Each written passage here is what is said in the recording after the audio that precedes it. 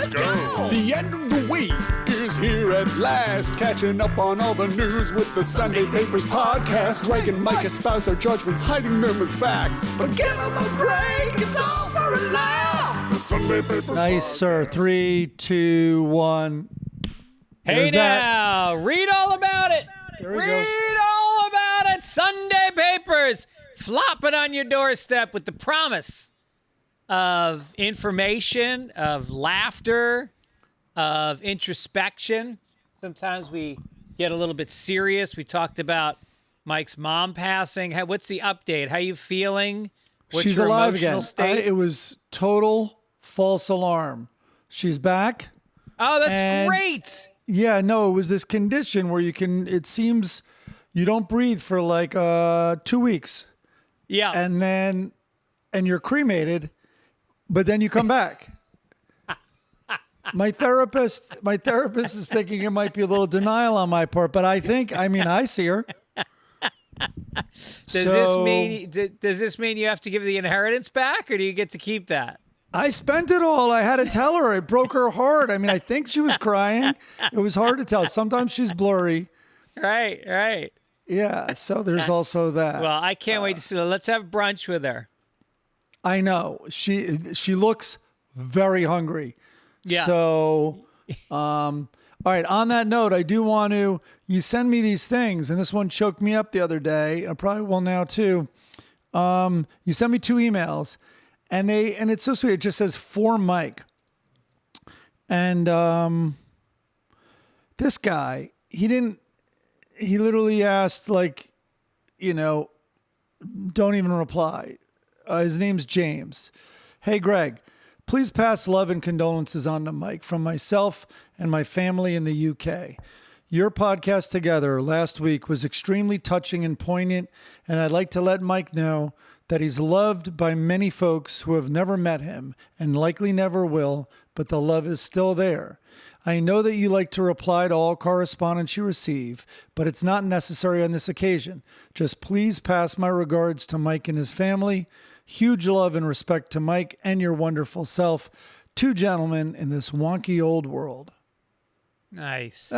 That's beautiful. Yeah, that's really nice. No, it's funny. We do this podcast and we're just talking to each other, and we forget that, people are they become very there's an intimacy, and I think it really affects them. I think things like your mom dying really, from the amount of emails and stuff, it was very sweet. And then there's one other one, just right, you sent it to me, and it was from this, and it's anonymous. There is not much to say from us, your devoted fans, at our distance, just as long as Mike knows we are here in communion, one of many. That's like a little haiku. Yeah, that's nice.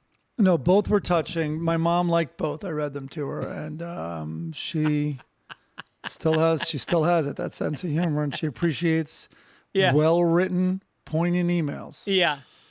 She is amazing like that. I feel like she came back stronger in a way. I think so. I don't see her today. I think she's at the Olympics. I think she's also a lot younger now, so she's... So she saw the light, she took in the light, and then she brought some light back with her. Yeah. That's exactly right. She's amazing. Yeah. What a gal. But thank you, everyone. It's listen. I hesitate to single anyone out, but those 2 Greg wrote, and there were so many comments on your post, Greg, and so anyway, just thank you so much. It does mean a lot, and it's really just the nicest thing about this podcast, quite honestly, is this community. Yep, absolutely. Do you want to acknowledge anything with me, my personal life? Well, again, did you get my card? Happy 25th. That is so sweet. Wait, which address did you send it to? Oh, you're no longer on 26th Street? No, 26th Street was the first year we lived in LA, which was 24 years ago. Football Sundays with the Bagels for all the expats from the East Coast. Those were good times. I got to bring that back. Maybe we're going to bring that back this fall. Football Sundays with the waffle. We had 2 waffle makers, so we were just cranking them out. Bacon. We'd buy like 3 pounds of bacon. Bake it. Bake the bacon. That's the key. Right. Well, you timed it right. This is what you did. You were all like single and on this new adventure in Los Angeles from the East Coast. And then you're like, it kind of faded out and you're like, all right, everyone go have kids for 18 years. And we're gonna fire it back up. Yeah. So we can all make it. We don't have to be at like baseball games and stuff like that. Club soccer. Do you know my son moved out yesterday? No. He got his own apartment. Him and his buddy named Owen also. I did hear about the apartment, the plan. I didn't know it was this soon. Yep, it happened, and I had a moment last night. He goes out like almost every night, and so we always leave the porch light on, and then we go to bed. And last night, I went out and the porch light was on, and there was a very poignant Act 3 sitcom moment where I turned off the light, and I got very sad. It's like the end of Cheers when he shut it down. Oh, he did? Okay. Yeah, he reached in. Speaking of season finales, are you sure you haven't remembered the last Newhart that we talked about last week? No. Good Lord. By the way, you do. You just don't realize it. Yeah. Watching The Bear right now. I got to tell you, I watch television to relax. I've had a stressful day. You watch The Bear, and it is... Are you watching it? No, but I watched... season 1 I don't think was good. And then season 2, by all accounts, is way better. I guess the cousin or whatever, the guy, he gets fully fleshed out, his character, instead of being just a one-dimensional a-hole. So, right. And then I watched the one, so I haven't gotten to the real pressure cooker one yet that everyone talks about. The Christmas episode, yeah. Yeah, but I did see where the black guy went to Amsterdam to learn pastry, and then the young girl, was it Denmark? Yeah. And then, they have canals there too because he was living on a boat on the canal. So anyway, then the young girl was taking a tour of Chicago, all the restaurants and learning, and it was just beautiful. It reminded me a lot of Atlanta when they can make this just beautiful episode that's very filmic. Yeah, it was a lot like Atlanta. And you're going to love episode 1 of the new season. There's almost no dialogue. It's just a cinematic smorgasbord of food preparations and stuff. It's pretty incredible.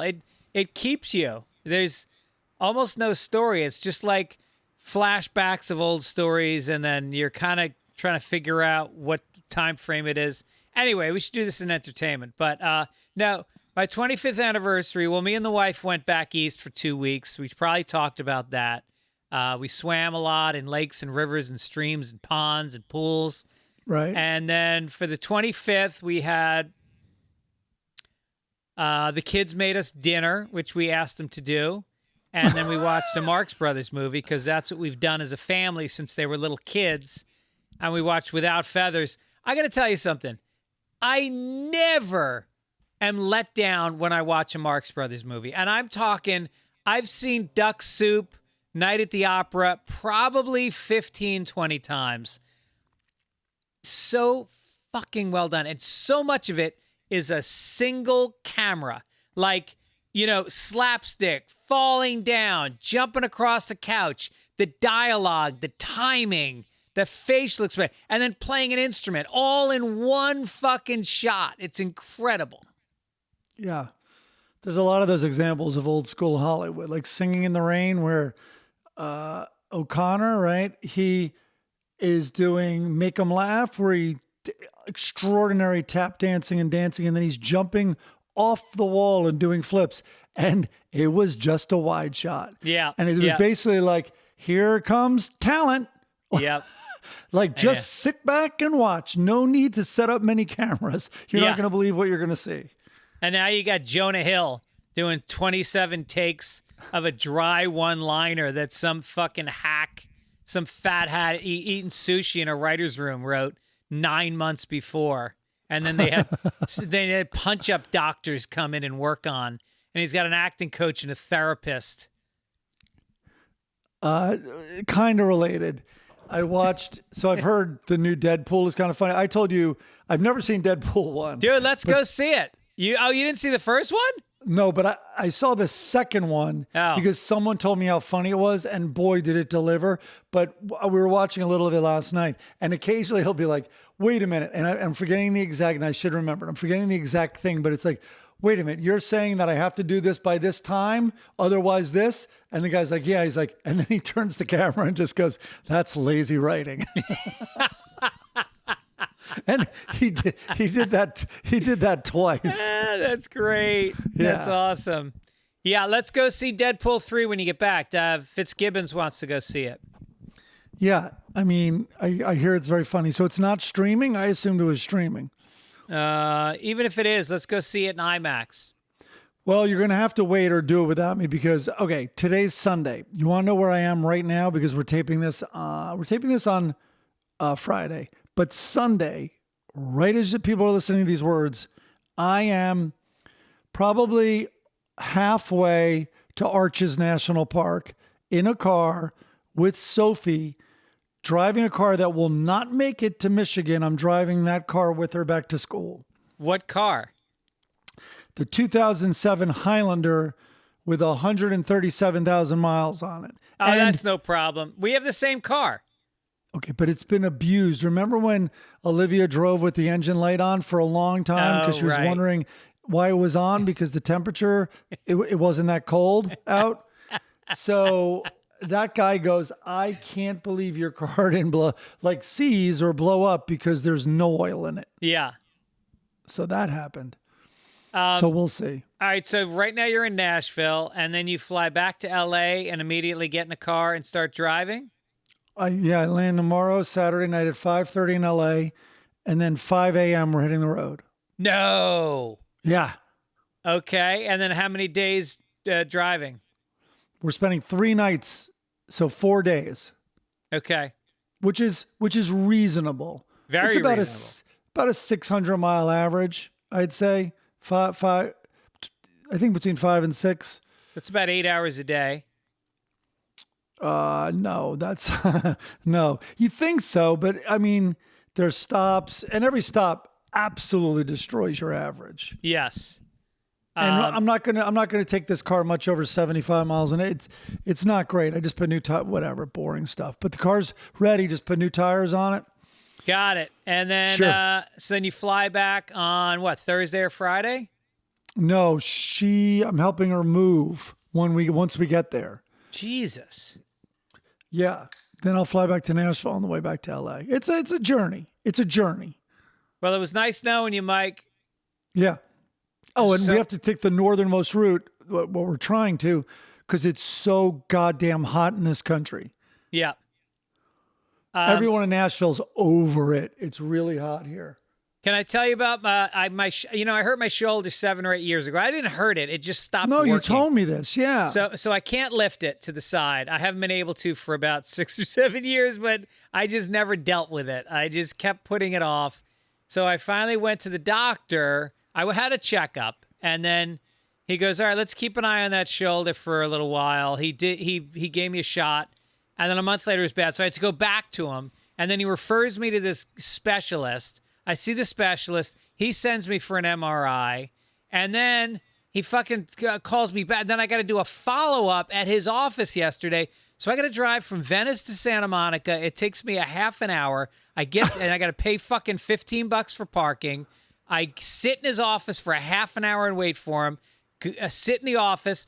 He comes in and he goes, yeah, it's the calcium deposits like we thought. It shows up on the MRI. So I'm going to send you to this guy. He's going to poke it with a needle, and then we're going to hope it just dissipates. Any questions? And I go, yeah. Couldn't this have been done on the phone? And he looked like a deer in the headlights. He had some intern following him around, like some medical student who was following him around for the summer. Oh yeah. And they both just froze. Like It was just so obvious that and I said to him, I go, I drove here, I paid for parking. I go, this is going to be a $200 appointment. I said, this was just unnecessary. And he's like, oh, yeah, I'm sorry. It's just, this is what works best for me. And I go, well, it doesn't work best for your patients. I said, I think you guys should think about that. And he charged you the same, so I don't know. No, he should be into that. Like, he would charge the same. Yeah. I even said, is there a charge for a phone call? And he said, yeah. I go, I don't mind paying that. Was it Santa Monica Orthopedic Group? I was on Wilshire and 28th. Oh, okay.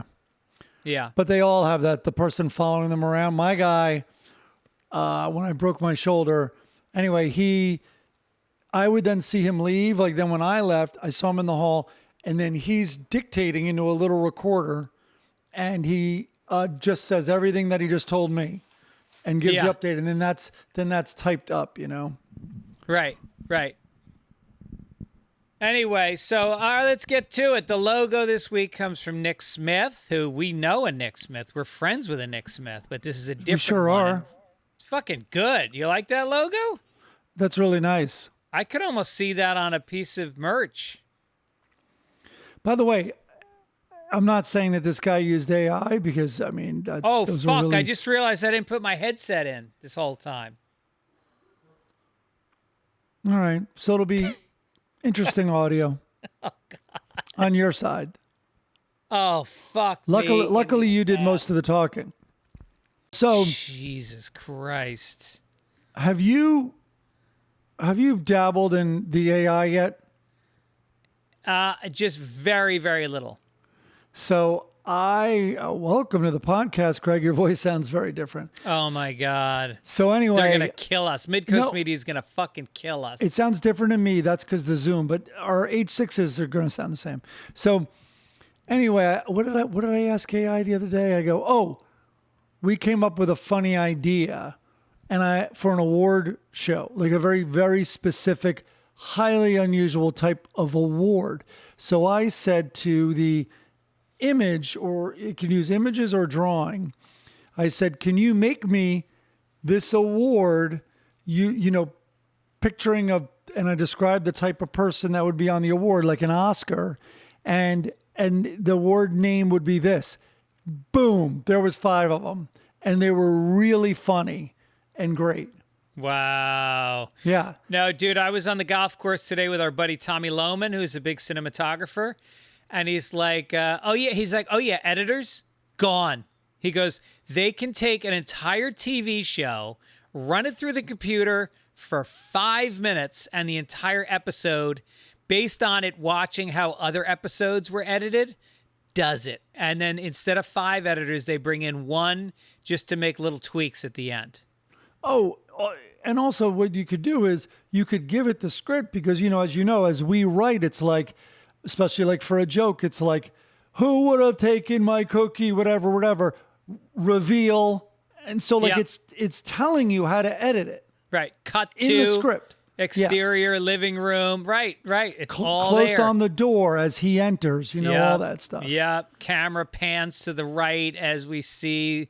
Oh my God. I mean, it's crazy. What the fuck are our kids going to do for a living? It's nuts. And also editing, there's all these settings and you could tell it, here we go. I've ingested like 4 cameras, blah, blah, blah. And give me a cut where you just cut to the person who's talking.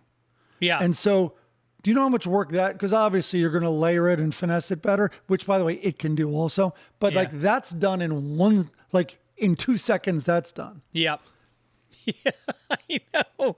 It's crazy. They're even talking about, I heard Mark Cuban on the air yesterday on NPR, and they were talking about the medical industry and that so much of diagnosis and all that stuff is all going to be done by computers, and they're going to have a much better... Because think about it. Your doctor is supposed to read medical journals every single week for every update that's happening.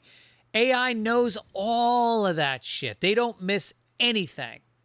Did you see the post that went around this week, which was it was a giant study that they did on early detection of breast cancer, and they had a picture and there was like a tiny dot. So the example that they were using in the photo was this was precancerous and very early, and then it was staggering the accuracy rate because they did like a controlled study, there was a blind element to it, and it was exhaustive also, so many patients, and then they tracked them. So it was like maybe like a 2-year study or something, and it was incredible at detecting, like, it's going to come down to this.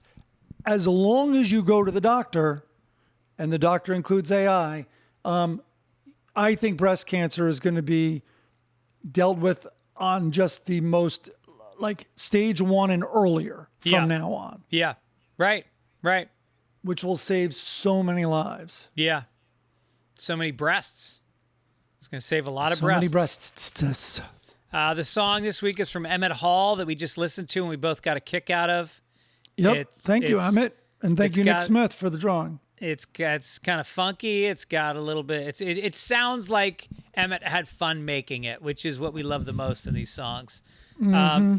A few corrections. We have our friend Bob, who writes in a lot, and he wrote the phrases for doors are open the doors or open doors for your career or new opportunities. There is no phrase broke down doors for your dad or Howard Stern. Firemen will break the door down to enter a dwelling. You can break the glass ceiling if you're a woman, but I guess you don't break down doors. Huh. So if you're black, so that's racist. They're saying if you're black, then you can break down the door. But if you're white, you just open the door. Yeah. Or a woman. Technically, I think he's right. Yep. Then we got also Chat GPT is spelled with a P. It is not Chat GBT, Greg. Jesus. I think you do say Chat GPT, but I think it's a lazy P. That's all I think that is. Imagine learning this language as somebody who's not a native speaker. No. And I mean, are you fucking kidding me? It's so dumb. Hey, Greg, if I ever had to be hit by a right hand, I definitely want to be hit by an overhead right. I believe that would be a clean miss. I think you meant to say overhand right. It makes me snicker. John Favreau, who writes in a lot. I think he's Canadian. Yeah, I guess it's overhand right, not overhead right. Oh. And then What Daniel else? Preston said on the last episode, Mike said Cocaine Bear was a real thing. He's half correct. A plane did drop a large quantity of cocaine in the forest. A bear did ingest it. However, the bear soon died of a cocaine overdose instead of going on a killing rampage as shown in the movie. Of course. I meant a bear ingested a ton of cocaine. Right. Like supposedly these sharks did. Well, there was a moment where the bear was coked up before he died, and it was the best time he ever had in his life. He cleaned the garage. He wrote 2 screenplays. He called friends he hadn't been in touch with for a while. He got laid with multiple bears and a squirrel. Bob Pedersen, again, this is Bob. There is one letter A in pent and tri races. It is not pentathlon. It is not triathlon. It is triathlon and pentathlon. Okay. What did you say? I said triathlon, and it's triathlon. Again, learn this language. Learn this language and be told pentathlon, pentathlon. Are you? Well, you're foreign. Yeah. So yeah, you're. This is your second language, I think. Your first language was some sort of Tarrytown. I'm going to turn this AC down because it's also. Oh, look at you. Keep Okay, going I'll do here. my tour dates. Tour dates. If I haven't already announced it, it's official. August 27th is when the new 1 hour special. It's called You Know Me. It's coming out on YouTube so everybody can see it. Stream it for free. I'll be on the Joe Rogan Experience on I think on that day announcing it. I'm doing a bunch of podcasts. Rogan's, Segura, Bert Kreischer, Mark Maron. We Might Be Drunk. This is the Sam Morril one, and I'm doing everybody's. And you're going to get sick of hearing me talk about the special, but I watched the final cut yesterday with the color correction. I am very proud. I think that this really represents what I've been doing for I haven't done a special in like 7 or 8 years, and this is all the best material from that time, and I feel really good about it. You send me a link. I can't wait to watch. I'm sure it's similar. Is it pretty similar to the one that I gave notes on? No, wait. I'm going to send you a newer link. Oh, okay. Do, because I'll watch it on the plane tomorrow. Okay, great. Brea, I did Brea. Oh, Louisville Comedy Club, August 23rd and 24th. Denver Comedy Works, August 29th through 31st. Austin at the Mothership, September 6th through 8th. Alaska in Fairbanks, September 25th through the 28th. Tulsa, Tacoma, San Francisco, all coming up in the fall. And this podcast is brought to you by the fine folks at Game Time. Love Game Time. Go ahead. Well, you can go through apps, you pick out concerts, and when I say concerts, theater experiences, stand-up comedy, music, sports, everything. And the app is such a piece of cake. It's really intuitive. It's a couple of taps. You got your tickets. There's no downloading. There's no printing. There's no bullshit. You get right through, and you're getting the best deal. Last minute tickets, flash deals. Major League Baseball right now are going real cheap when you go through Game Time. You can take a look at the seats in the venue. You can see the view from your seats. There's a low price guarantee. Hey, Greg, tonight, do you want to see, because I have, even though I'm in Nashville, I have Los Angeles. Yeah, what do you got now. tonight? How about the Stray Cats for $59? Wow. And I'm sure it's going to go down. All right, let's see what's in Nashville, because I love, as I tell people, I love the Discover button. Let's discover what is going on. We have PFL playoffs. I don't even know what PFL is. $31. Robin Thicke, he still has a career. Get out of here. What? He's tonight. $84. Those are going down. Those are going down. Keep an eye on the Robin Thicke tickets. They're going to drop a little bit. We got Hot Wheels Monster Truck. We got Kenny Chesney and Zach Bryan. Oh, geez, that's a Nissan. That's like their giant stadium. Yeah. 30 Seconds to Mars. How about that? What's fun about it is if you have a free night, you just open the app and it shows you an array of possibilities. And sometimes you just see a ticket for like $14 and you grab it and you go out, have some fun. The best thing you can spend money on is live entertainment. And, don't buy, clothes or stuff. This is the way to do it. So anyway, take the guesswork out of buying concert tickets with Game Time. Download the Game Time app, create an account, and use code PAPERS for $20 off your first purchase. Terms apply. Again, create an account and redeem code PAPERS for $20 off. Download Game Time today. Last minute tickets, lowest price, guaranteed. Guaranteed. Yes. We had a guy, Sam Austin, write in last week. He goes, you did it again. You and Mike talking about Game Time got me to scoop up tickets and see a last-minute show this week, and I used my Fitzdog promo code. Oh, sorry, I also do it on Fitzdog. And save $20, which I can use towards a ticket for the next time you come to Austin. All right, Sam in Austin. Nice. Yeah. And boy, does that relate to today's front page story. Oh, boy. Here we go. Let me find a nice, hold on. This is nice. Let's make the crinkle nice. Extra! Extra! Read all about it! Extra! Front page, take it away. Millions of sports fans and concert goers are being duped by a deceptive pricing scheme at StubHub that hides the true cost of tickets until the very last moment, according to a lawsuit filed Wednesday by D.C. attorney Brian Schwalb. The lawsuit accuses StubHub of deploying pricing tactics that trick consumers into overpaying for tickets that are designed to boost profits. It's a classic bait and switch scheme, it says. Dip pricing, where only part of the product's price is advertised initially. They say they have this countdown clock, creates a false sense of urgency. So anyway, they are in a lot of trouble. Don't go to Try StubHub today. All the tickets and inflated hidden prices. Guaranteed.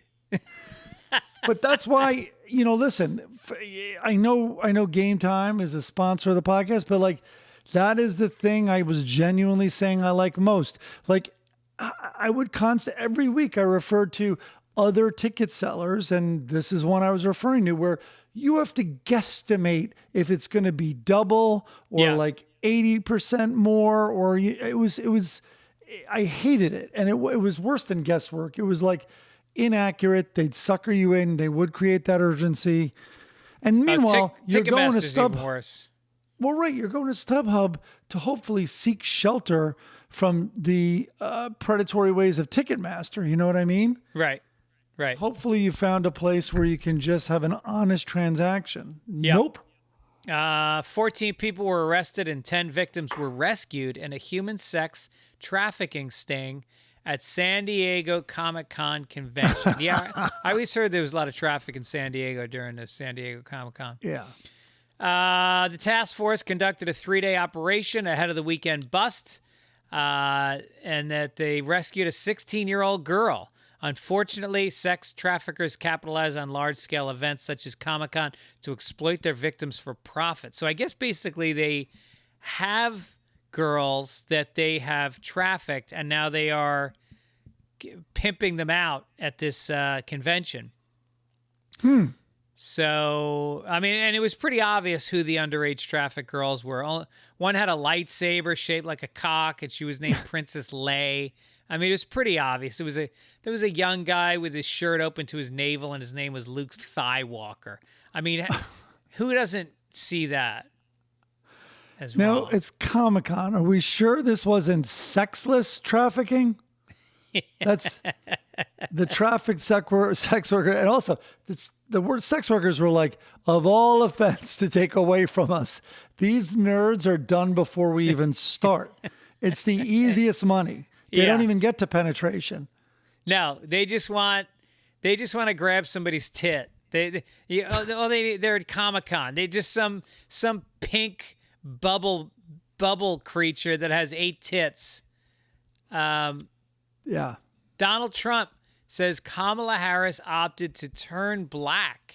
All right, so hold on. I put this story in there. This was my favorite, and this is why I put it in there. I like to, all right, do you remember the in-laws? So the in-laws, Peter Falk goes to Alan Arkin, and they're going to meet the leader of another country. And he's like, listen, he has a scar on his cheek. Don't bring it up. Don't bring up the scar on his cheek. Just ignore it. He's self-conscious about it. Let's go. He's like, I got it. So they meet. The guy comes out. He's like, gentlemen, how are you? And Alan Arkin goes, a Z? Like, because the scar looks like a Z. It's the first words out of that. So that reminded me of this. I like to think of this story as if Trump's advisors met with him and go, listen, we've got to try to avoid this race issue. Don't say the word black, okay? Just try to avoid the word black in this interview. Yeah. So here is Trump, quote, she was always of Indian heritage and she was only promoting Indian heritage. I didn't know she was black until a number of years ago when she happened to turn black. And now she wants to be known as black. So I don't know, is she Indian or is she black? Oh my God. And the way did you hear the way he said black? Yeah. It was denigrating. He said black as if it was like vomit. Like she wants to be black.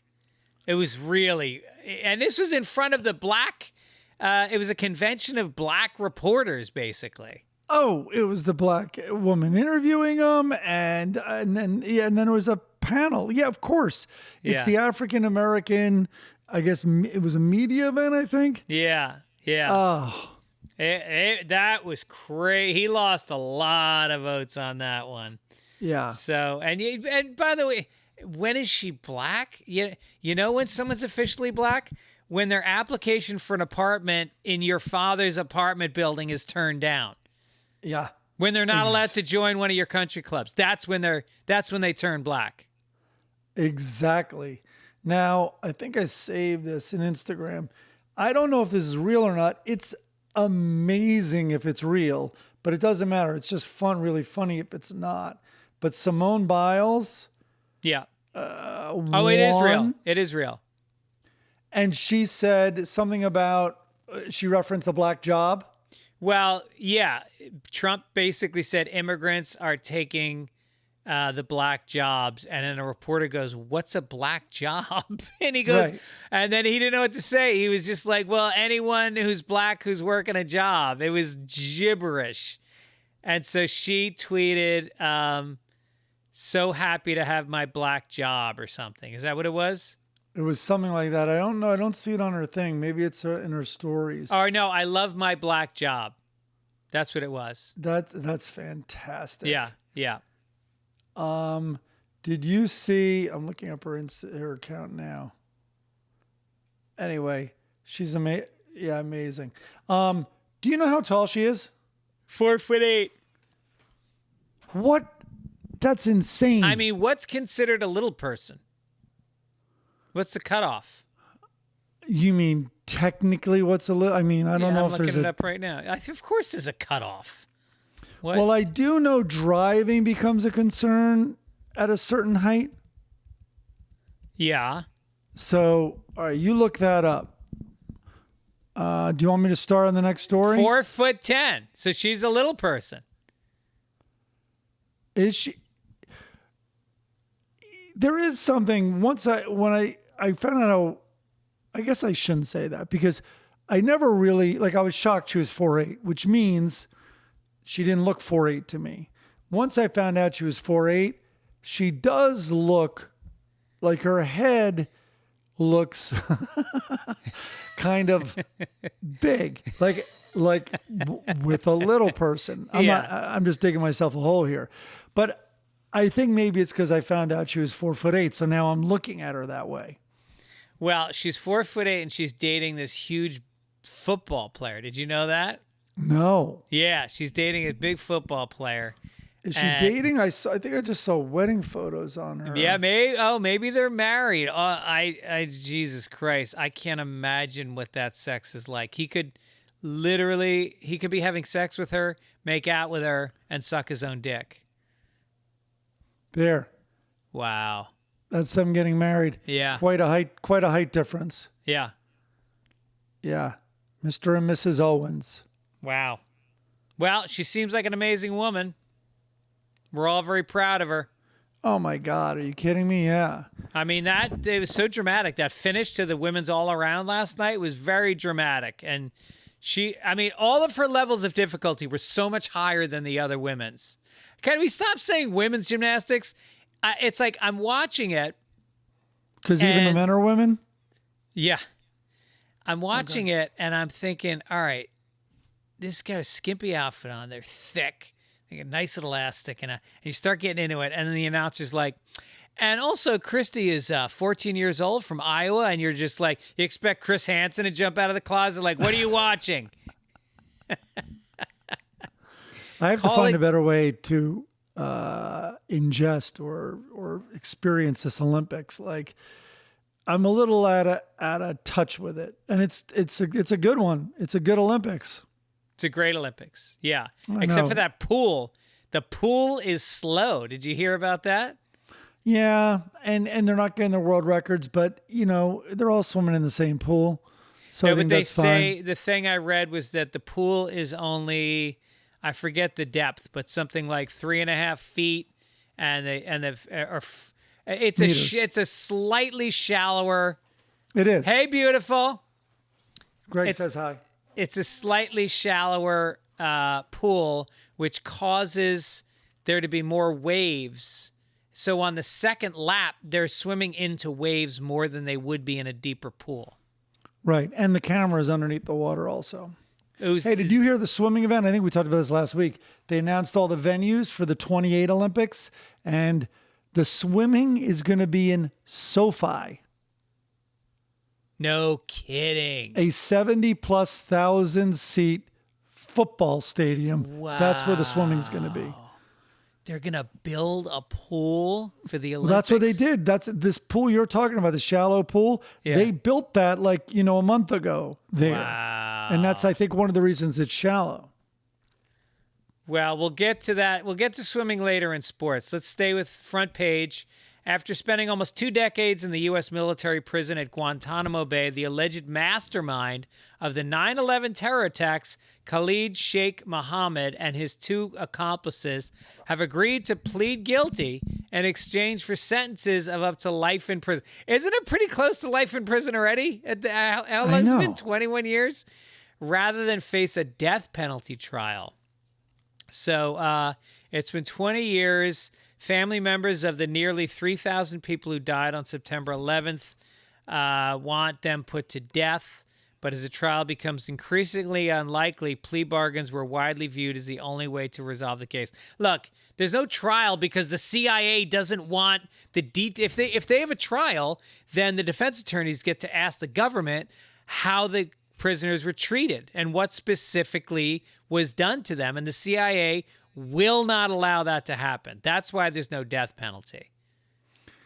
Maybe they're seeking to get this resolved real fast because if Trump became president, I don't think he would give a shit.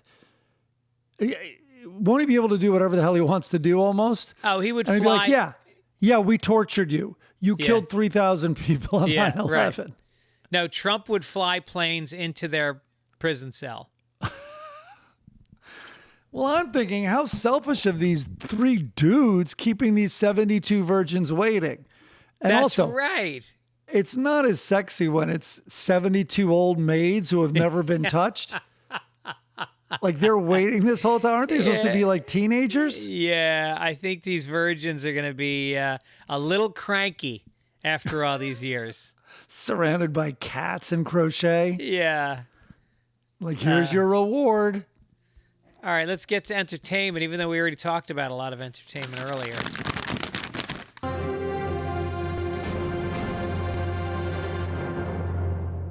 Jimmy Kimmel he endorsed an ABC fan favorite to host the 2025 Oscars. And that person is Anthony Anderson. He may host the Oscars following Kimmel's decision to step down. Network bosses consider Anderson, who starred in ABC's hit show Blackish, a solid bet to host the biggest night in Hollywood because I guess people really liked when he hosted the Grammys, I think. No, I think it was the Emmys. I thought it was not my cup of tea. He was awful. He was awful. He bombed. And that's how Hollywood works. They just decide you're the guy. I mean, look at fucking Jim Belushi. How many sitcoms did that unfun? What's Kimmel's joke about who died made Jim Belushi famous? That's not Kimmel. No, that's what Andy Kindler said. Oh, Kindler. Yeah. No, that's amazing. Yeah. No, and also I think there's some questions about a sexual something with Anthony. I don't want to say what. No. Hold on. I know how to bring this up. Hold on one second. Okay. So we don't have to talk about anything. If one were to go to Anthony Anderson's Wikipedia page, you would read, I guess, allegations, rooted in the word allegedly, against him. And I'm really surprised that Hollywood is able to, make this work knowing that that's out there. Because I've come up against it. Anthony Anderson was a guest on one of the shows that I worked on Netflix, and it was an issue with other talent. I'll just say that. Oh, I remember that. Yep. Yeah. It famously backfired for that person who was refusing to be in a show with him, but I don't think we can talk about that. But all right. Anyway, Anthony Anderson is not, the perfect candidate, let's say. Like if he was vetted for office or something, it wouldn't go very far. Right. It's interesting. Wow. Well, I don't know how Hollywood works. Who knows? All right. All right, New segment. Let's go to Philly. New segment. Let's go to I don't know if Philly. it'll last more than a week, but let's make America Philadelphia. You sent me this story. A Philadelphia area man was sentenced Wednesday to 7.5 years in prison for his role in a string of explosions that hit cash machines in the city starting in 2020, netting him and two accomplices more than $400,000. The indictment charged Kashmir McBride. What a name. That's a good name. That should be a golfer. Kashmir McBride, 25, of Yeadon, and two others with damaging 6 of the cash machines hit during a wave that saw thieves blow up about 50 ATMs. More like His Kashmir. His lawyer said, quote, "It's a tragic case. He was really trying to get money to help support his family, and he regrets deeply what happened." So there it is. That's the best a lawyer in Philadelphia can do. Yeah, he wanted the money. Yeah, Your Honor. Ladies and gentlemen of the jury, there's extenuating circumstances. He needed money. He was low on money. How much are you an hour? I could have said that. That's called pleading guilty. And I guess they caught on because his mom tried to buy a Corvette with a wad of singed money. There was smoke coming off it. Yeah. The money was really burning a hole in his pocket. That's what he said on the stand. That's his lawyer again. Let's go to Florida. Now we're going to make America Florida.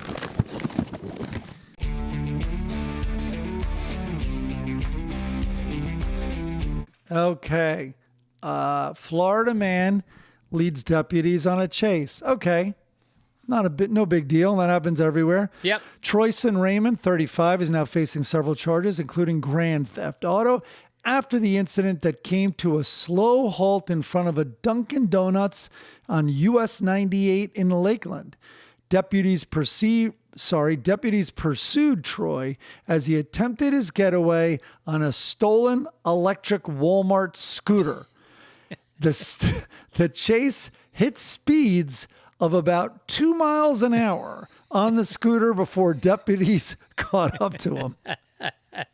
Yeah, he got pulled over by Deputy Droopy Dog.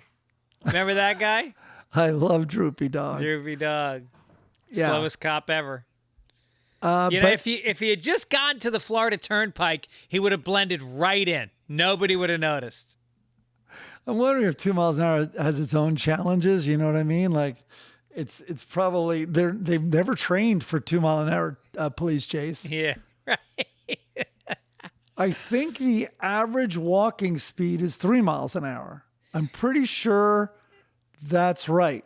Yeah, that sounds about right. Yeah, when I walk on the treadmill, I walk 3.5 miles an hour, and that's a brisk walk.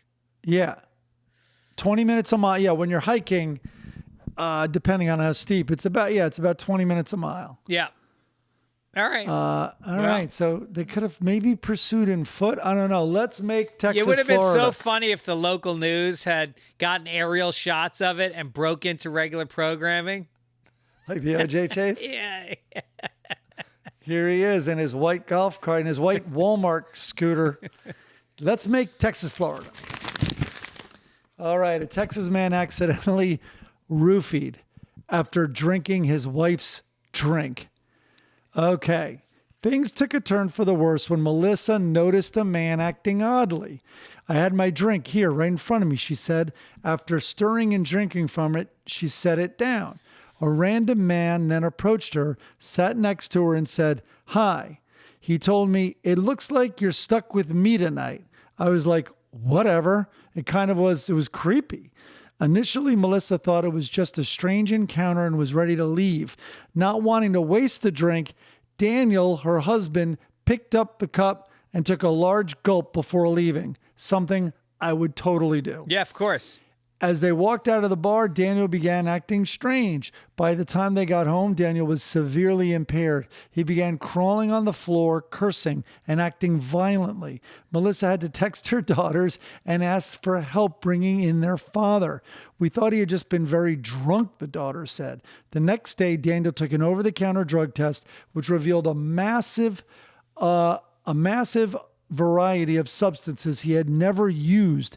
That's when the family concluded that Daniel was roofied. It wasn't even for me, Daniel said. He wanted to hurt my wife, and that's even more infuriating. Wow. Yep. That drug does not sound like it leaves you in a condition that you would make love with. You know? Violently cursing on the ground. Well, he's not the one. Oh, you mean that for the guy, if the guy roofied the husband? Yeah. It I don't didn't know, really, maybe that's it didn't your really thing. put him in the mood. Yeah, Right. that could be it. What probably happened is, this is my guess, the wife told him in the club, they got in an argument, she goes, when we get home, I want to have a talk. And so he drugged himself. The daughters then had to come, so he had witnesses, Hey, and he got out of that talk. That's a good out. They left out the part where the guy fucked him in the bathroom.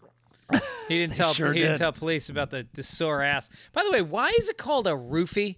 Shouldn't it be called a bathroomie? Who's taking people to the roof? That's up a flight of stairs while they can barely walk. Well, you've seen my joke. I think I did it in stand-up. That I asked, do you guys think this is creepy? I roofie women after sex. I think Cosby had it all wrong. You want them awake for sex. It's the chit-chatty part. You want them to go to sleep. Then I can watch whatever I want. I can even go out. Leave them be. Yeah. Tuck them in, make them comfortable. Yeah, it should be like the Matrix. You keep them drugged up except for the 6 minutes of the day that you want to have sex. And then they're like, all right, listen, the last thing I remember was a blissful sexual encounter with you, but I don't remember talking to you about how your mom annoys me and how your family is just, you have no boundaries with them. I'm like, oh no, we did. We were up really late talking about that. Yeah. We got it all settled. Yeah, you told me the details of your Zoom call with your coworkers and how Matt's a little creepy. That's All perfect. Right. Let's do some sports. Here's sports. I love this story.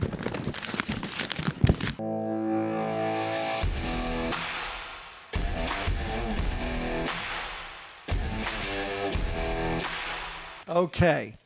An Italian boxer quits the bout in the Olympics, sparking furor over gender during the games. An Italian boxer abandoned her bout at the Paris Olympics after only 46 seconds on Thursday, refusing to continue after taking a heavy punch from an Algerian opponent who had been disqualified from last year's World Championships over questions about her eligibility to compete in women's sports. These athletes are considered legally female or intersex and have X and Y chromosomes, the typical male pattern. Testes or ambiguous genitalia, natural testosterone levels in the male range, and they respond to testosterone in ways typical to men. So I guess that means they constantly masturbate to avoid hard work and responsibility. Yeah, how did they make it to the Olympics? That's how testosterone has its effect on me. Right. So I don't know. But get this. The Italian boxer, this is a quote, a real one. The Italian boxer who quit said after the fight, I have never felt a punch like this. And I was like, you're probably forgetting about your Italian boyfriend. Because your where I Italian grew up father? in Eastchester, maybe it's just Italian Americans. Where I grew up in Eastchester, New York, they got a little handsy. It was old school. Yeah, they should have sent this girl to the Jersey Shore for a summer, and I think she would have gotten a little bit tougher. And by the way, I just love that guys complain about this stuff. Like, there's so many podcasts where people are going to rant and rave about how unfair it is to these women. These are the same guys that do nothing but make WNBA jokes, shit on how bad women's sports is, and now all of a sudden they got to defend them. Pick a side. Yeah, we've clearly picked a side. We have, yes. Yes. And look, I think if she's fighting a woman that doesn't have any testes, she should be able to hit below the belt, right? It's only fair. Yeah, I think you're right. But I mean, I think that's like, some of them defending it are like, it's, they're not, they have nowhere to go. Like, in other words, they also get the crap beat out of them if they go in men's boxing. But I can relate, like, it's not that I can relate, but having, watched boxing, I think a lot of guys felt that about stepping in the ring with Tyson. Like, whoa. Yeah. My bad. That is a different type of human being over there. Right. And that's what she did. I mean, trans sports, if it's really fair, and they're claiming that it's fair, how come you don't see any people that were born as a woman going into men's sports after transitioning? I mean, if it's created an even playing field, why don't you see that? I mean, I think they're going to make arguments about when they test how the testosterone levels and all the drugs they've taken to tamp down all the male qualities and all the biology, the male biology. So, and I don't think the reverse works quite as well. Okay. Interesting. You can't ramp up. It's also, let's face it, and that's one of the things that actually speaks to your point. There's also like the structure of the body, the density of the bones, the density of the muscles that's already there before they've altered their like biology. There's also the fact that, in terms of being socialized, boys grow up wrestling and play fighting and slap fighting, and girls, that's just not as acceptable. There's not a lot of girls that are going to fight with her growing up. Play fight. Right. Yeah. Anyway, one more Olympic story. An Olympic triathlete shared her disgusting experience of swimming in the Seine as she blasted the officials who claimed the polluted river was safe enough to swim in. Jolienne Vermeulen, representing Belgium at this year's Games, said she felt debris in the water during her swim in the triathlon. Oh, boy. She said, going under the bridge, I felt and saw things that we shouldn't think about too much, she told Flemish TV. We know tomorrow if I'm sick or not. It doesn't taste like Coca-Cola or Sprite, of course. By the way, New York Post headline, Olympic swimmers are insane. Okay. Before all the corrections come, they say it's sen. Nope, sane. It's the same.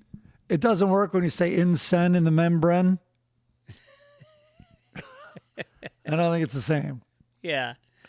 Now, I took French for 4 years in high school and 2 years in college, and I can tell you, point of fact, it's sane. Huh. Very interesting. Okay.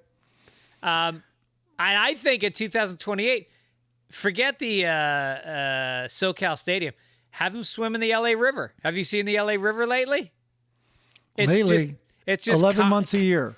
Converse and tires floating in the water with homeless apparel. Let them swim in there. Or during, and it's the summer games. I don't know if you've seen the movie Grease. They shot in the LA River during summer. That's where they did their drag race. Yep.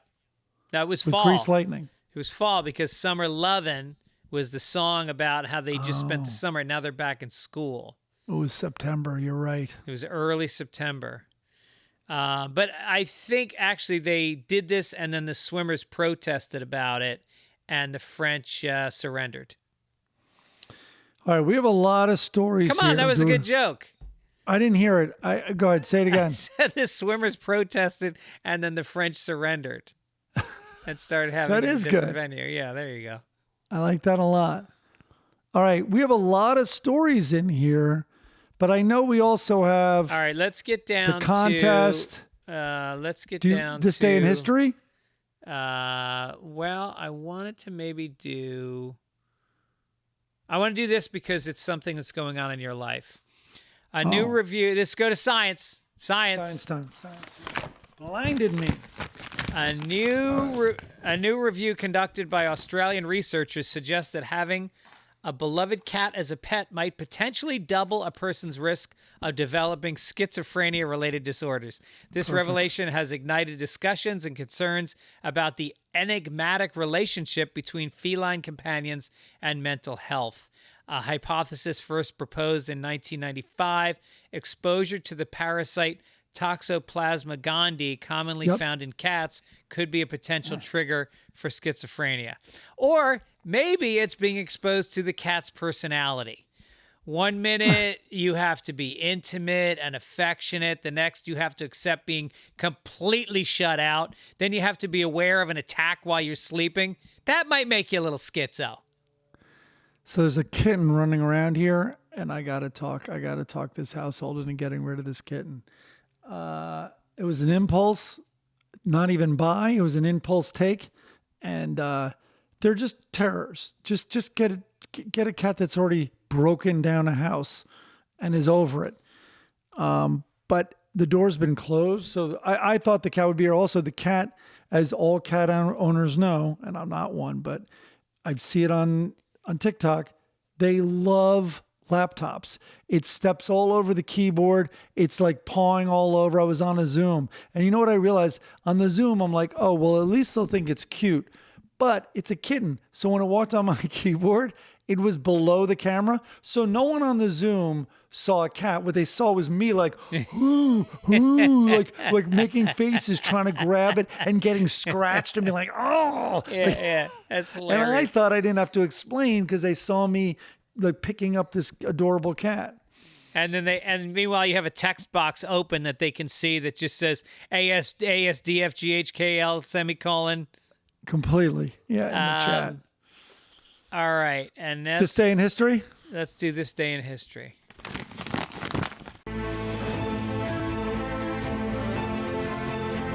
Okay, sir. You did so well last week. I fucking rocked last week. Former President of the United States, Barack Obama, was born on this day in Kenya. In what year? He was born in Honolulu on this day. In what year? Okay, he was elected president. I'm going to say, give or take 2 years. That gives you a 4-year window. All right, he was president in what, 2008? And let's guess that he was 48 when he was president. And so I'm going to say 2000. Was it 2008 that he was president? Yes. Yeah, 2008 and 12.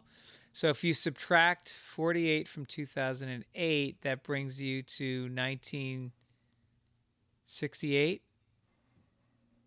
I'll say 1968.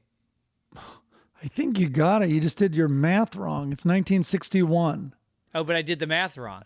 I think your Oh, it math should have been 1960. Yeah. My math was said 90. All right, well, I got it right. I don't know about that. Okay, let's see. I don't care about Roger Clemens. Anne Frank. She's always in this thing. I know. They love Anne Frank. They really love Anne Frank. We could do this one. Louis Armstrong was born on this day in New Orleans, Louisiana. Give or take 4 years. 8-year window. What year was Louis Armstrong born? 1895. Oh, I love it. 1901. Oh. I love it. And you gave me 5 years? 4 years. Oh, that's a little tight. That's a little tight on a different fucking century. We're doing a lot of birthdays. Marilyn Monroe was born. No, wait. What is this saying? No, she died. That's less interesting. She died on this day. Really, it was August 5th. What year do you think she died? Give or take 1 year. Well, Kennedy, she sang Happy Birthday to Kennedy. That would have been in about 1964. So they had to kill her for doing that. So I'm going to say that happened in 66? Oh, good Lord. 1962. Wow. Kennedy wasn't around. Kennedy wasn't around in 60. Yeah. He was elected in 60, right? Yeah. Yeah. All right. I was off on that. I thought he was elected in 62. When was he November, he just missed making it to 64. November 22nd, 63. Okay, let's see. Let's find one more here. I'm over. I think I'm over. No, I'm going to give myself one on that Barack Obama, because if I had a scratch pad, I would have gotten that right. So I'm 1 for 3. So you needed a scratch pad. Yeah. All right, Dick Clark's American Bandstand, TV show in which performers lip-synced their latest songs and the teenage audience danced, began airing nationally on this day in what year? Give or take 2 years. I'm giving you a 4-year window. 1951. Oh, wow, you don't have it today. 1957. Jesus. I know. It's amazing how far, and I think a lot of these have been easy. Like, that's why I'm giving you little windows, but you're really not close. Oh man, the atomic bomb was dropped on Hiroshima, but you know when that was. That was 1945. Yeah. Okay. I'm actually watching a documentary about it right now, about the Cold War. It's fucking amazing. It's a 3-part series on Netflix. Let me find a juicy one. There really aren't a lot of events around this. Maybe it's because everyone takes August off. The American government didn't. Okay. Oliver. Okay. Nah, that's not fun. Oliver Hardy died. Oliver Hardy died. You wouldn't know when he died. I don't even know who that is. Oh, Laurel and Hardy. Laurel and Hardy. Well, they were big in the 1940s. Here you go. We're going to end on this one. Oh, he lived long. I remember seeing him as an older man. No. That's Laurel. Stan Laurel lived a long time. Okay. Hardy died in 57. Because he was fat. Yeah. Yes. So Hold here on. we You go. keep talking. I got to plug my computer in. Okay. This is for the listeners. You ready? You're going to get a little more time than Greg. The first of the murders committed by Jack the Ripper took place in London's East End. What year? So Greg is sitting back down. He's back. Our listeners got a head start. They've been thinking about it. You ready? Yeah. The first of the murders committed by Jack the Ripper took place in London's East End. In what year? The first murders, and I'm going to give or take you 20 years. That's a 40-year window. Jack the Ripper was killing people in, I'll just give a round number, 1900. Yeah, I gave that one too. 1888. Okay. All right. And we're back. As he probably has his, is there a sexy documentary made about him on Netflix? Wasn't Jumpin' Jack Flash about Jack the Ripper? I should know that. I don't know. I was never really a big fan of that song. Really? I love the music, but yeah. All right, what are we doing? Letters to the editor? Yeah. Where did he go? Hold on. All right, I'm back. Here we go. New section. Letters to the editor. Technologically, I just do not have my shit together today, and I apologize to the audience for that. All right, I'll read it. You adjust. On Sunday right. Papers, you mentioned a sport played in a gym that's kind of like lacrosse. That sport is called handball. I would compare handball as a mix of soccer, basketball, and water polo rather than comparing it to lacrosse. Handball is practically non-existent in the U.S., but is massively popular sport around the world, especially in Europe, Russia, and Asia. The last time the U.S. qualified in the Olympics for handball was in 1996 when we were the host country and had an automatic bid. And then it goes on to describe more. And he saw you at the La Jolla Comedy Store, the Sunday show on Oscar night, and he loved it. That's nice to not hear. he? Sorry, this is Carol. Hey, all the best, now. Carol. Wow. And then P.S. I love hearing you guys talk about golf, Carol, really. Also, feel free to talk a little more about playing volleyball if you want. I'll give you some volleyball lessons in exchange for a day of golf. Okay, Carol. I like that. I like that offer. I would love to get some volleyball lessons. I mean, not lessons, but she could come play in our game one Sunday. Okay, yeah. Did Carol say where she? Well, La Jolla. She went to La Jolla. Yeah, she must be around San Diego somewhere. So, all right, Carol, hit us up. We'll invite you to a volleyball game. We play on Sundays anymore, around. We haven't played in a long time, but it's time to get that game going again.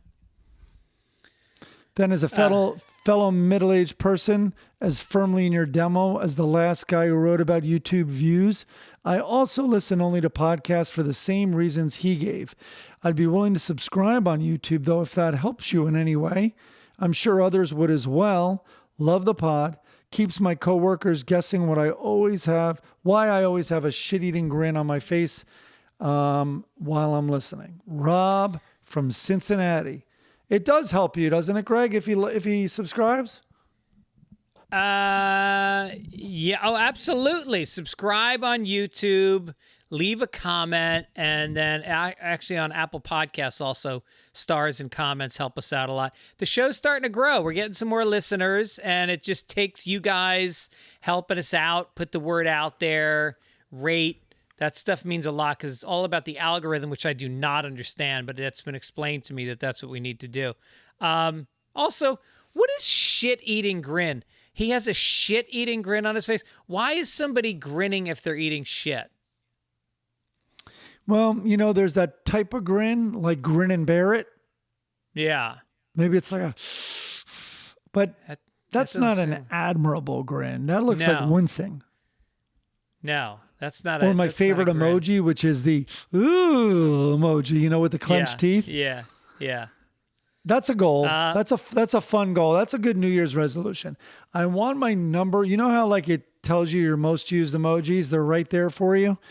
I want it to be a heart instead of a ooh guy. Yeah. Right. That's a good resolution. Yeah, that's good. I've been this in real life. I've been grit teeth guy a lot the last few days. I've been really like a Karen. I really feel, I'm probably not in real life, but I feel like I've been a Karen the last few days. Oh. Like my wife, we're getting the backyard done. So we're putting down flagstone across our whole backyard, which is a small yard. And this guy comes, he's a contractor, Israeli guy, really sharp, liked what he said, gave us a price. It was not great. It was okay. And then I said to Erin, all right, well, let's get another price, or at least let's come back to him and say we have another bid and it's lower and blah, blah. So she said to me, yeah, the guy called today and he said, are we interested? And I said, yeah, we're ready to move forward. We just want to talk about the price. And I just go like, why do you kill me? Why do you kill me on money things? Like this was the plan. We had a plan. Well, she said they have to negotiate. Yeah, but he's Israeli. You ever negotiate with an Israeli? They're the best. They smile. They have this little grin in their face where it's almost like they know they're playing a game and they know you're playing a game and then they win. They charm you. They always they're the best. It's like an Irish eating grin. Exactly. Don't forget, by the way, speaking of sales, the koozies, we got a new shipment of koozies. They're flying off the shelves. Summer's here. It's almost over. Keep those beers and those soda pops cold. Here's the good news. I obviously had some personal stuff going on, but before I flew out, I stayed up till like 1 a.m. I wrote a bunch of people on Venmo. I'm trying to find anyone, if anyone, write in a new email to Greg. There's not going to be many of you, I don't think. If you didn't get, we want to make good. We want to make good on the koozies. One guy used to work at ABC in New York. I sent it there. I followed up with him. He's like, this is giving me enough comic joy imagining the koozie being like passed around ABC News in New York because I don't work there anymore because it took so long to get to him. So anyway. Oh, my God. I just sent out to all the winners of the caption contest up till whatever it was. I guess the last one you sent me, Greg, last week. So I think I'm caught up. They should be arriving this coming week, but write in if you haven't gotten yours yet. And if you just requested it in June till now, don't write in. Just wait to see if you get it this week. But if you were before June, please write us. Well, that's a great spiel. Yeah. Promote the selling of more podcasts, more koozies. Koozies, now I'm on them. They're going out. They're great.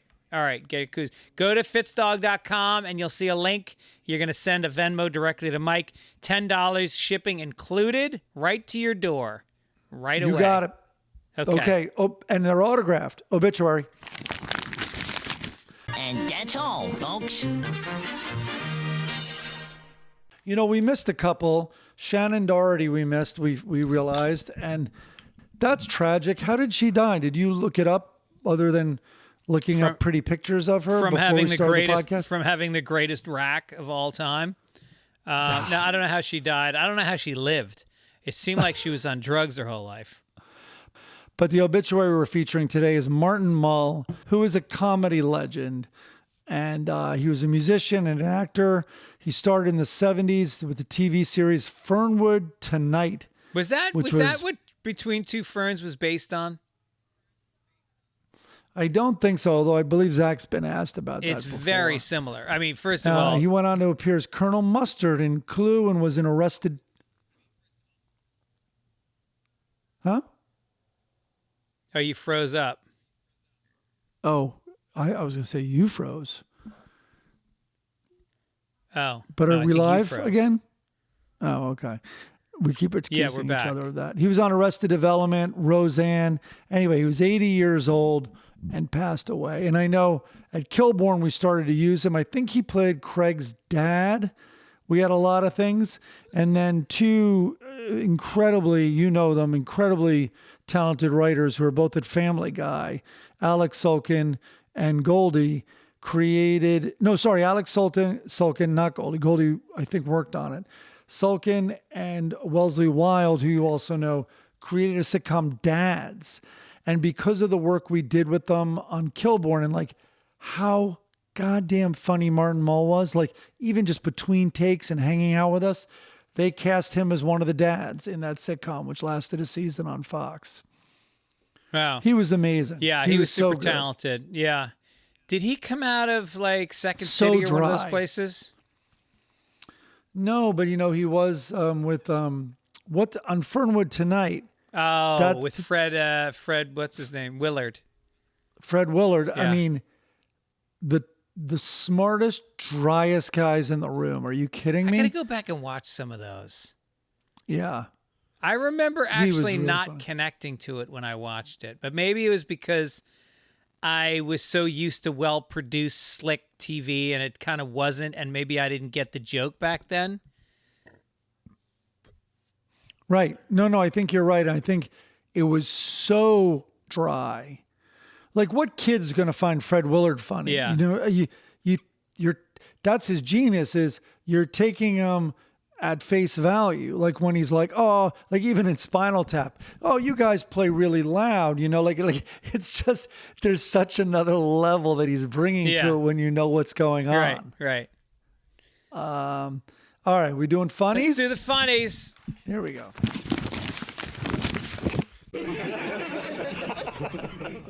All right, caption contest. We had a great one last week. We got a lot of funny responses to it. Don't forget, send these in to fitzdogradio@gmail.com. You get enrolled. The winner gets a koozie. This week, we got a bear sitting at a bar. He's got a beer in his hand. The bartender is looking at him. The bear is talking. And David Dravenak said, Uh-oh. I know you guys think we only shit in the woods, but you're going to need to clean this bar stool. All right. Brian Woodhouse said, holy crap, Lefty does feel like a stranger. Can I borrow that towel? He's got his left arm under the bar. Oh, he's masturbating at the bar. Rich Kennedy said, I got to say, I feel a little guilty, but like I told Chris Handon, Goldilocks was in my bed. She was asking for it. He's sharing a lot with the bartender, yeah. Phil McCracken says, yeah, Goldilocks was a real wild cat in bed, but I just got my test results and it's not just right. Believe me. All right. John said 20 years later, bartender says to Bear, you have told that machine story 3 times already. Put a shirt on. Little Bert Kreischer reference. Jason H. said, so I wake up 4 months later, my asshole hurts like a bitch, and Mikey and Dennis can't keep a straight face around me. That's funny. Well, that person knows our backstory. Jacob Tinman said, then this little blonde bitch has the audacity to complain about my porridge. Todd Youngerjing says, so get this, Little Brown Bear now identifies as a fucking cockatoo. Okay. Sean Johnson said, I used to be Smokey the Bear. You can't imagine the horrors I've witnessed out there. I can't unsee that, man. It haunts me. Jeff Plasted said, honestly, I'm eating right through my Ozempic. So there we have it. Those are the... I kind of like that last one. I don't know why. We got a lot of submissions, and I really did. I grabbed what I thought were the best ones, but if yours didn't get picked, I apologize. There's so many. I'm doing my best, and the ones the ones I miss, I feel like maybe we should put them on the website or something so people can see all of them. All right, so we're gonna go. This one. You also Goldilocks. Want to go with the last one? Okay, let's go with the last one. Jeff placed it. Congratulations, you placed it. You showed and you won. It does look like a very casual conversation. He doesn't look aggressive at all. He doesn't look sad. He kind of looks like innocently, like he's like confessing something light. And he's about fat. himself. He's a fat bear. He's a big fat And bear. he's fat. Yeah. There you go. All right. Next week, the caption is, it's a desert. There's several cacti, and the sun is setting over the red mountains in the background. 2 men are crawling across the sand. They've got 5 o'clock shadows. Their clothing is ripped up.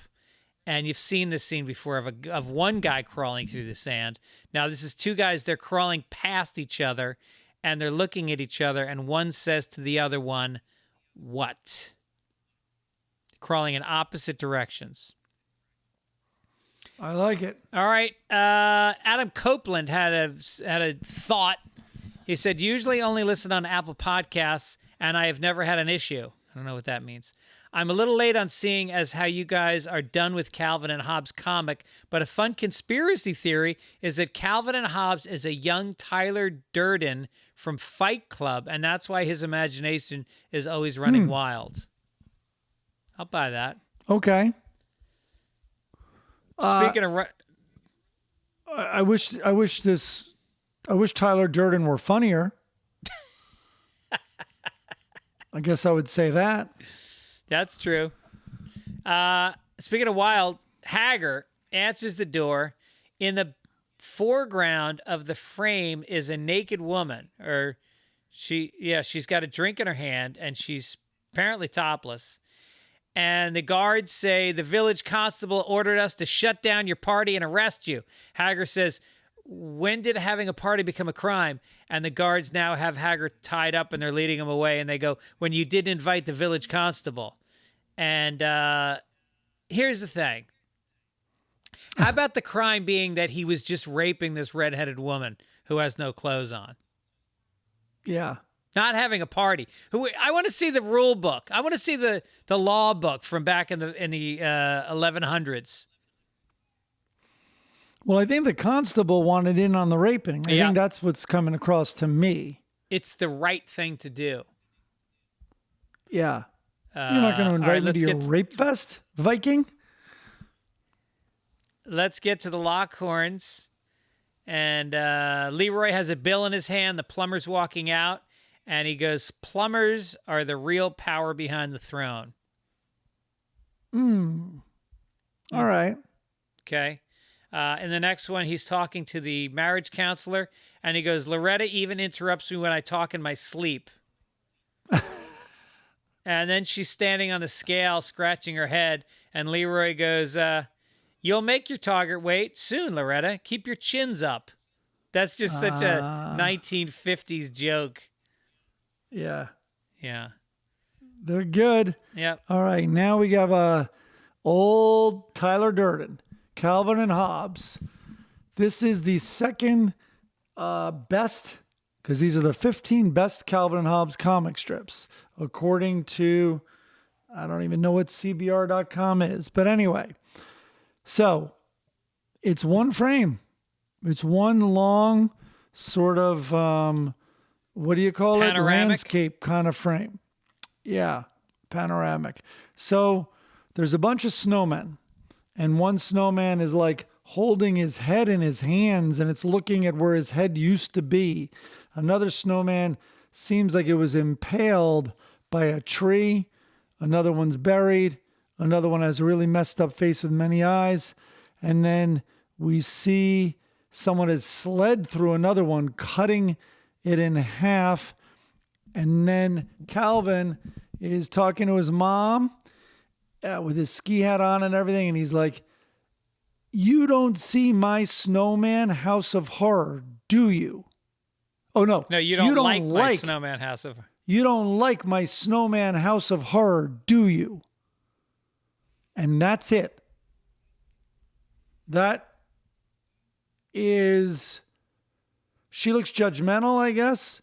And Calvin is saying that, and I don't know why. I'm picturing me writing this one and then submitting it. And it seems incomplete. It does. It seems like there should be a frame before it, several frames before it. But I think the mother's a little horrified that maybe he's a sociopath. You know, like, Yeah. this could be an early warning sign that he will kill kids at a school at some point. Well, the mom would be like, you know, your snowman house of horror is not nearly as disturbing as the imaginary friend you have. And all the shenanigans you pull with him every day. Yeah. Yeah, I think... You're hearing voices, Calvin. You're hearing voices and you're speaking, and I don't like it. And he's not that young anymore. He's getting a little old for the talking to the stuffed animal thing. Yeah. All right, Wow. speaking of Okay, getting... that's number two. That's number two. Speaking of getting a little old, Dummy is in bed wearing his donut pajamas. Blondie is reading she's reading a book. If that woman was in my bed night after night, she would read upwards of one sentence a night before being ravaged. He says... He's on his laptop. These fake online rumors are so annoying. And she goes, like what? And he goes, like, the shocking rumors you've heard about this celebrity couple are true. She goes, who is it? And he goes, Homer and Marge Simpson. She goes, wow, must be a slow news day. So, all right, first of all, I don't like when they break the fourth wall in comic strips. Second of all, is she shitting on the Simpsons? Must be a slow news day? Are you making fun of... Maybe the great. It started off as a what was it called when it was a comic strip? What? The Simpsons was a comic strip before it was a. Life in animated show. Hell? Is that what it was? Yeah. I think so. And it was amazing. And no offense to Blondie, because I have a lot of respect for her intellect as well as her beauty, but I think her being married to him doesn't give her the footing to take a shot at a comic strip like Life in Hell. Hold on, I'm looking up Life in Hell. Nope. What was it called? So what was original Simpsons? Maybe it was called The Simpsons. I wonder what year they started. I'll look that up. Give or take. Ready, Greg? Before you look it up, give or take 4 years. When did the Simpsons comic strip start? Oh, the comic strip. I'm gonna say 1985. Oh, you're wondering when the show The Simpsons? No, you said the comic strip.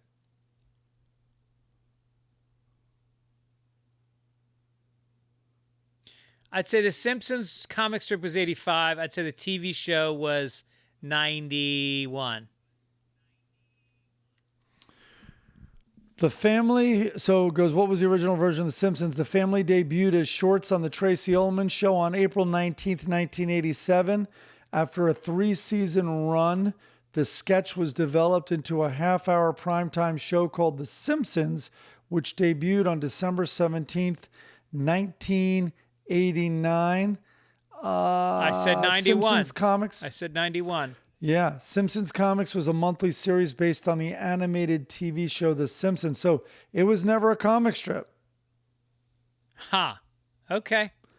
But Groening was well known for Life in Hell.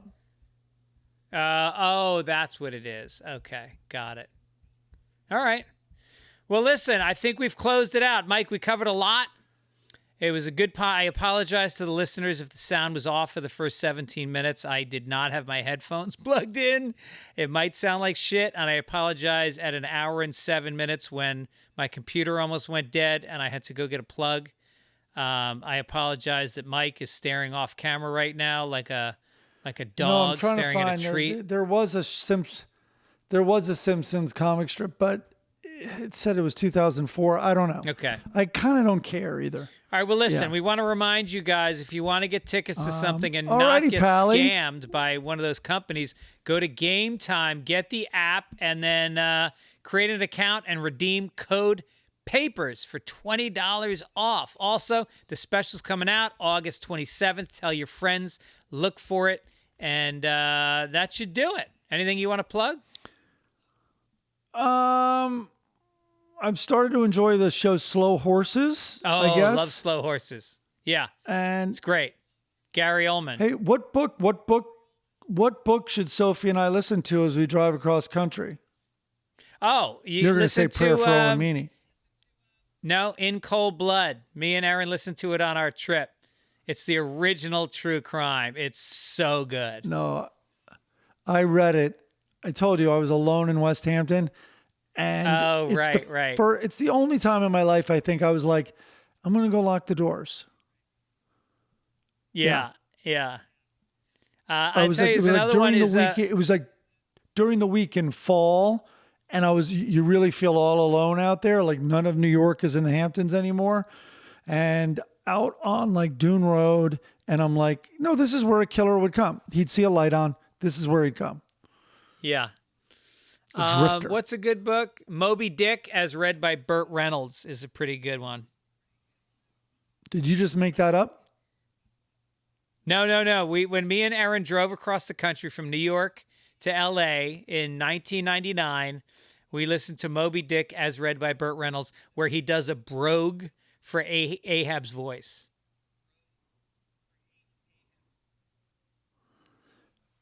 First of all, I just lost the bet on, has Burt Reynolds ever read Moby Dick? Why did you look it up? But he was paid to read it. So that maybe I split the money. What do you mean? Of course he was paid to read it. Why else would he read it? No, I'm saying that doesn't really count then. I don't know if he ever read the book. I don't know. Well, look at this. Talk about a good, I know we're freezing now, but look at this. I've done this podcast on a pile of books. Talk about a collection.